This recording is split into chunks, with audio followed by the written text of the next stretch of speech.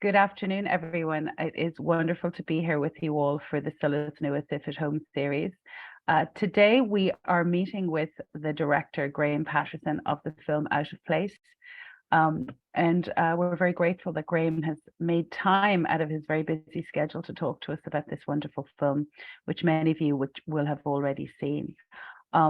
Out of Place is a meditation on the role that music plays in building community, and it explores the tensions that emerge when musicians struggle to carve out a space for themselves in their city, in this case, Limerick City. It's a beautiful film, and I'm really interested in learning more about it and in learning more about Graham's practice and the Phil and the Granny community that Graham has established in Limerick. Graham is based in Limerick City. Since 2015, he's been collaborating and documenting artists from the burgeoning Irish music scene in Limerick City. Graham, you're so welcome here today, and thank you so much for joining us. Yeah, thanks for having us. Thanks for having me even. Well, first of all, before we get into talking about the film itself, I'd really love to hear a little bit more about you and your background, and also what led you to forming this wonderful collective that you established in Limerick with your collaborators. Yeah, well, so I suppose my background is in terms of video and film, I started, around 2015 or so, making music videos, mostly for friends' bands. So I'm from Dundalk in County Louth, so kind of between, really? Yeah, so that's like I'm from Cavan. Oh, no way. Yeah. On the way. Very close. On the way. Yes. Yeah. Plenty of friends from Cavan. Yeah. So I kind of started off there. There's the music scene in Dundalk also is very good. And so I had friends in bands and kind of just started off with that. It was a way of, I was always interested in music and played in bands and stuff when I was younger, but kind of video took over, and that became the way of kind of like honing, like learning the skills of video shooting and editing. And then a couple of years later, I started working in Piquant in Limerick. It's a creative agency. So I'm a video editor here. And that's where I kind of, I suppose, started with shooting music videos and kind of creating a voice for myself. I kind of, with the video I do in Piquant, kind of started learning how to actually do storytelling, and kind of a lot of the work we do is short form documentary stuff. So really, it kind of, in terms of video work and how that led to the film, it was kind of an accumulation of us, like all through the years. Even after I started Piquant, I ended up doing more and more music videos because the music scene in Limerick was kind of was really popping off. So, which I guess leads us to Phil and the Granny. That started in 2018. It was a kind of a collaboration. So there was a kind of a few different people putting on independent gigs in Limerick. So there was DIYLK, and there was a whole host of bands kind of connected with that. And these are some of the people I'd met when I moved to Limerick. And there was also Lower Your Expectations, which is run by Jack Brolly, who you see host the interviews in Out of Place, and he's a writer on the film. So in 2018, the lads that were running DIYLK and Lower Your Expectations kind of came together and said, we want to put on kind of a block party in Limerick, just get a weekend, book a rake of bands. And we already had lots of connections because all these bands had come to Limerick over the years, and they all enjoyed coming to Limerick. They always kind of came back and showed interest. So it was kind of, we pulled it together in only a couple of weeks. I think maybe within 4 weeks or so in the first year. It was very, very just thrown together. We had a lot of help from the pubs and venues in Limerick, which we continue to do to this day. So it kind of like that really helped us kind of just be able to, they helped us facilitate it. And after that first year, it was a huge success, and we've kind of started growing it from here. So kind of, the kind of music scene in Limerick and the festival have kind of been growing hand in hand. And it kind of, at least with the festival, it kind of reaches out to the country. And we look for all these interesting and emerging artists that you're not really going to get typically at a lot of the rest of the festivals in Ireland over the summer. So we kind of pride ourselves in that, and it's free.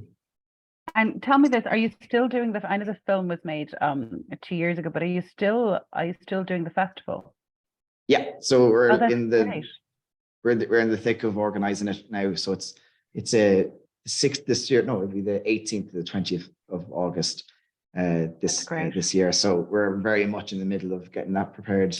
The only year we couldn't host it was in 2020, and this is kind of where the film kind of stemmed from.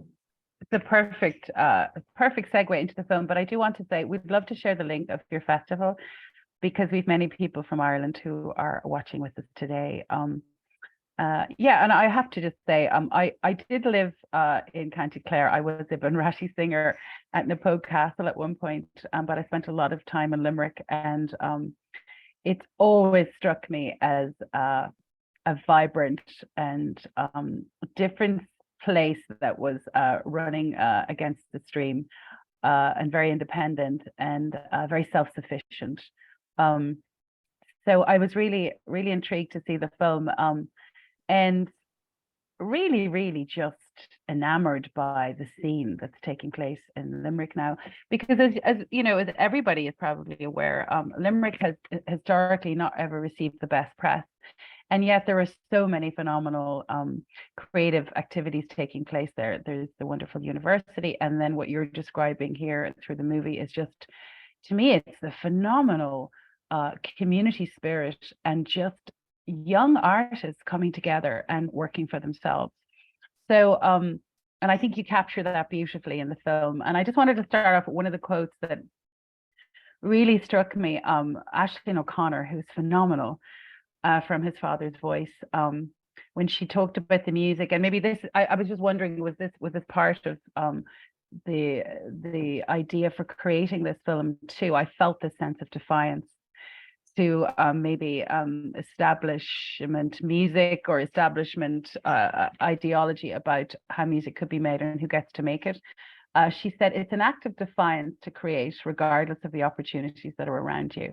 And that really struck me, just in terms of the size of Limerick City and the community that's there, and just the fierceness and confidence and just courage and tenacity in everybody in this film to make it. So could we start there as maybe a jumping off point to tell us about this film?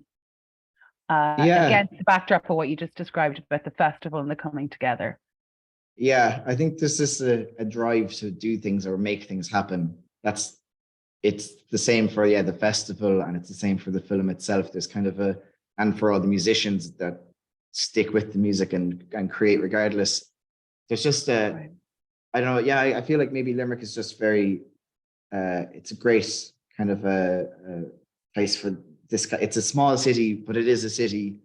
There's kind of a lot of creative people in the place, and there is a history of music. It kind of like.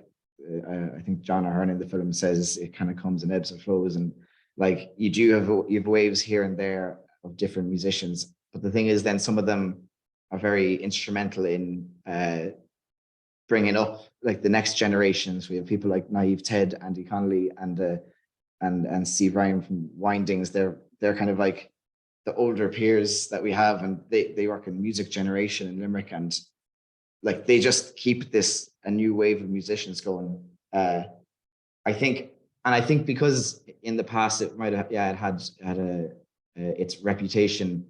It meant that no one was necessarily looking at Limerick, I'd say, for a long time necessarily, or had much of a focus. Yeah. So it means just that things can kind of just build here quietly, and next thing you know, you just have a huge wave of musicians. And yeah, it's like for the festival, it was a case of the colleges are done over the summer. Actually, the city gets very quiet. We kind of, all of us that were living there, we kind of just wanted to do something. So there's just an attitude that kind of goes, we can do something, let's do it. And that was the same, with the film again, whereas, okay, we can't do our festival this year. One of the few things you can do in lockdown is actually have a film crew So I'm already a video editor and I shoot videos. We have sound engineers on our team. We have photographers. We have a whole host of like, they're musicians, but they're also something else. They're an artist in another way. So we kind of just knew we had like the foundations of actually making a film. I found out some early notes recently, and I think we set out to make a short film. So it kind of grew legs. But once you kind of set our sights on it, we were kind of, let's follow this through. Let's do this. Yeah. So you had wonderful collaborators. It's Leia and Hugh. Yes. It seemed like you really had a shorthand with each other. So your relationship was obviously is very deep together as collaborators. Did you meet originally in Limerick, or where did you come together? Yeah, like we're all great friends. Like everyone involved with the film we just see each other every day, basically. So yeah, Leia, she's the bassist in His Father's Voice, and she's a photographer. Can't even say when I met her, just amongst everybody else that I met when I came to Limerick. And Hugh, he works with me also in Picant, but he would have been a friend before that with Jack Raleigh, also involved with the film. So yeah, it's kind of everybody kind of just comes in at a certain point, and next thing you know, you're all great friends. And we have all worked together on projects before, and even just working on the festival, we already kind of have as well as a friendship, we have kind of a working relationship. And when we kind of like put our sights and stuff, we know just to like, we can take it seriously and get the best out of it. And before we get into the actual the musicians and the artists within the film itself, what I found really interesting and really inspiring was the way in which the film revealed your practice as artists, and how those practices intersect each other through Phil and Granny and the community that you've built there in the studio.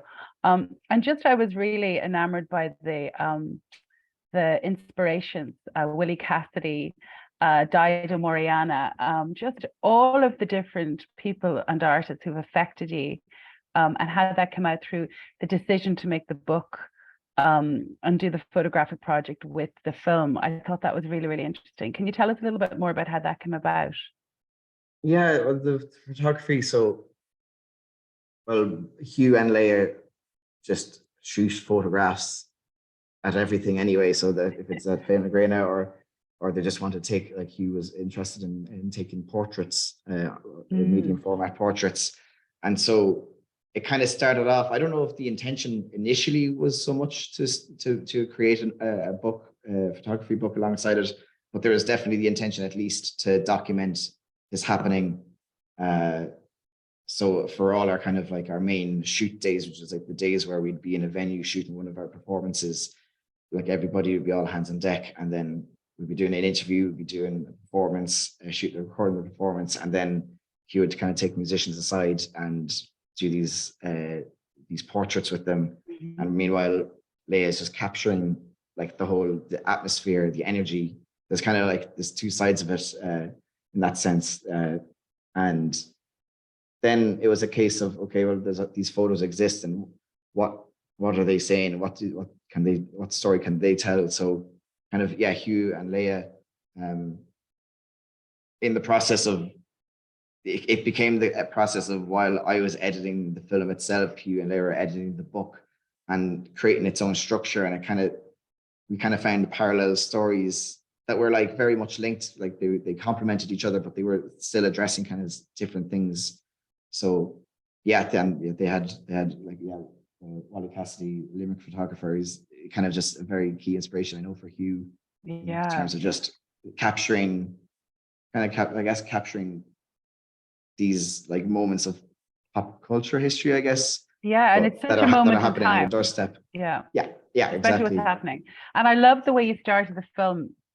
I was looking through it and I was like, wow, I think it took 4 minutes, but the montage of images and videos and sounds that you created at the beginning really immersed me into this world and really expanded my idea of what I know of Limerick and what I know of the Limerick music scene. So it was wonderful.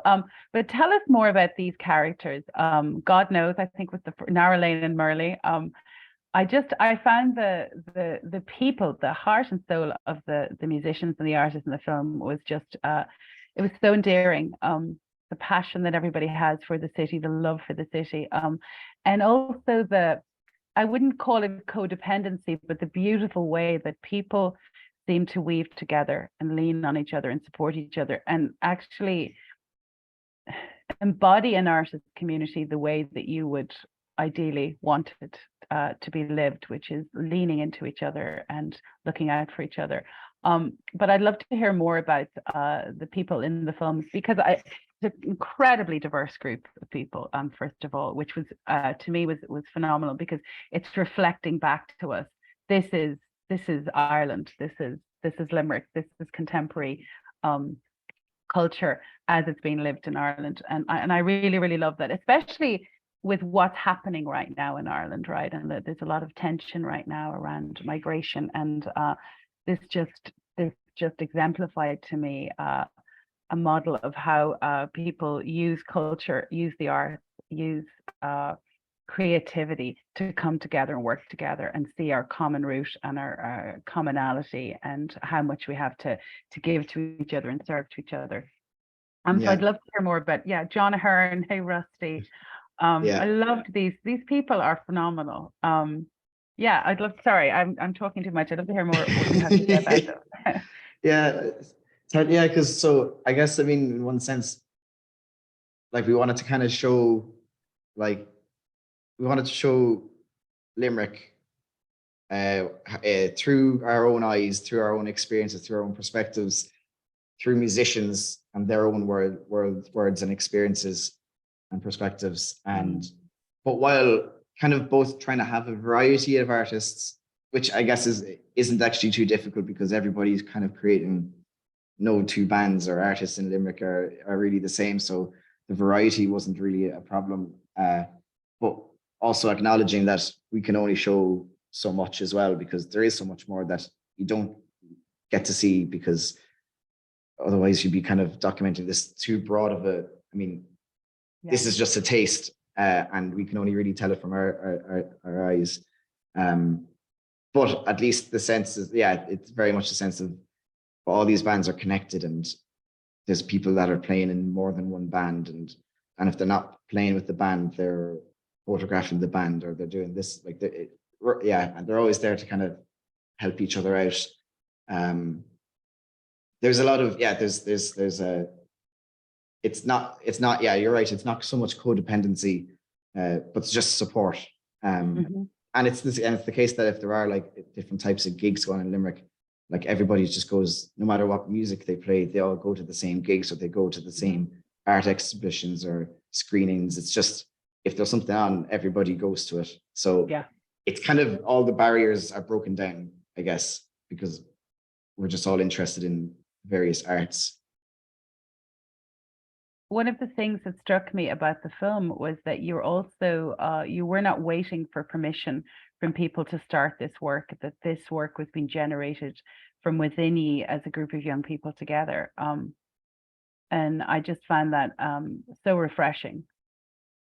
Yes. Yeah. I think that's, again, that kind of DIY attitude that we kind of carry, is that, I mean, there's no point, like, who you don't ask for permission to make something, you just do something. Or there's no point waiting for someone to give you the thumbs up, because, or all the money that you might need, you just find a way to do it, I guess, because otherwise these things can just never get done. So like, and I guess it's with the film, I mean, I've never made a film before. This is my first experience in that, but because of my work and with Piquant, I kind of was learning the short documentary kind of form, and we just had a hunch. Okay, I think we can do this. Let's go for it and see what happens. Because I mean, it also helps that there's no real expectation as well. Nobody really expects to see a film about like independent musicians in Limerick, because I don't know, people just don't tend to do that.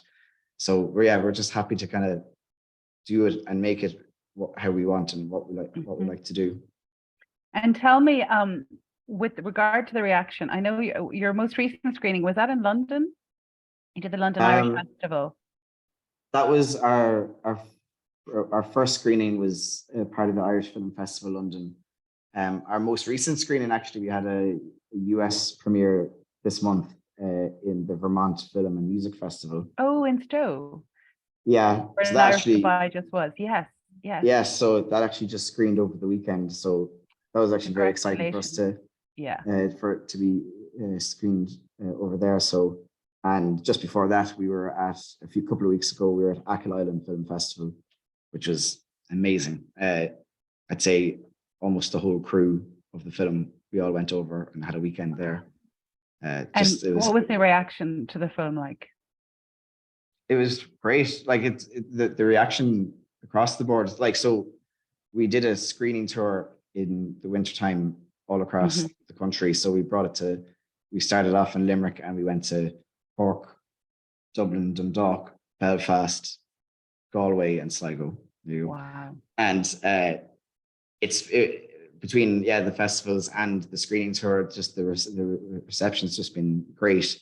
And for me, it's been kind of the test of the film is that like it went down very well in Limerick, and you'd hope it would, because at least you're showing the city, and hopefully you're doing it justice, and people really connected with it.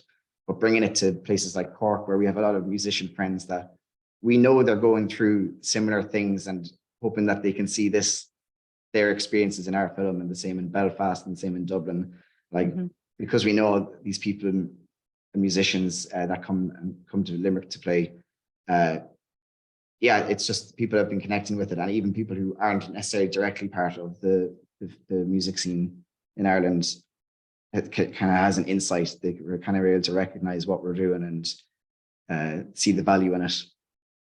So and hopefully inspiring to other people in other communities to realize that, you know, you yourselves can do it. You just have to get stuck in yourselves to do it. Yeah, one of our friends in Cork said it was a kick up the arse for them. So hopefully that will get them going. No, but there's like, even in Cork, there's like an amazing music scene. And so we have so many friends in different bands there. But they kind of struggle with venues, for example, and practice spaces. That came up big for me in the film. The lack of, I mean, compared to even when I used to hang out in Limerick, which is definitely 20 years ago now, but just all of those music venues have gone, and the lack of the infrastructure in the city in terms of being able to just play or rehearsal space was really surprising in 2023. Do you think, I mean, because of the fact the film has highlighted this, do you think there's going to be an opportunity for, you know, ye as a collective to bring this to the attention of people who can maybe support you in, you know, changing that situation and bringing about some new space? Yeah, like, I mean, I would hope so. There's a kind of a few people within Fail na Graine group are looking into kind of collective artist spaces, because this is the kind of thing that was revealed to us in making the film, is because we were making it in 2020 and during lockdown, there were no gigs. So like we actually, for Limerick itself, we're actually not so bad in terms of venues, because we have like Dolan's Warehouse that brings in the big acts and can facilitate that. And then you have places like Pharmacia and the Commercial that kind of can host the smaller bands. So there is kind of like spaces for different types of acts, which we're very lucky about. But and you couldn't say for every city or town in Ireland, but definitely in terms of like in 2020, when there were no more gigs, but musicians still need to work and practice and write and perform, it's kind of where are those spaces, where it kind of had us looking behind the scenes, and like the question of where is art made kind of arose. And that's where you kind of find that there aren't really spaces to nurture and support artists. It's one thing to have the stage for them, but if they can't do the work and create behind that, there's not going to be anybody on the stage. Right. Studio supports process in such a different way. In terms of some of the musicians that you worked with, I was really intrigued by Denise Chaila and her band, which was amazing. And I had a quote from her because it really, really stuck with me. She said, "It's not bricks and mortar that make a city, it's people that make a city." And there's a lot of support for what people are doing here. Everybody genuinely wants to see the other person doing well. And Denise is based in Limerick, is that correct? Yeah, I think she's just based outside the city. Like she might live in the city, but she's like still based like Denise, God knows, and MuRli. Like you do see them around town, like everybody else in that sense. And they were great. Like, so in terms of like the acts within the film, they'd be the ones I would have got to know during the process of it. And this was also the process of like when Denise started blowing up as a musician as well and started doing amazing things.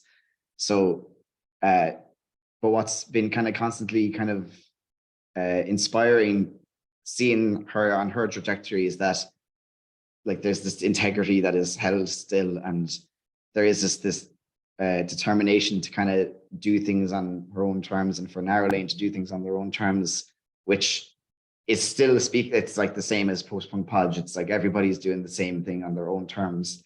So it's just been great to see them, and like for an act like that, they could easily kind of just be doing like the kind of almost sellout stuff or whatever, but they are holding down. They're not even necessarily rushing to put out more music because unless it's the way they want to do it. And I just have so much respect for them, and they've just been doing great. Yeah, I love the way she said, what did she say? Limerick City is punk rock.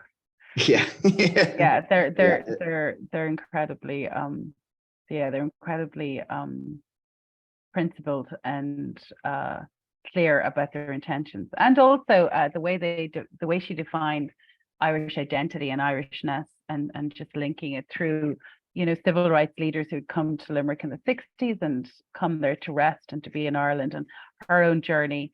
I thought that was really, really just interesting to see that on film and to have that actually described on film. So what next for the film? Do you still screen it, or at this stage do you start working on your next project? Where are you in the process of presenting the film?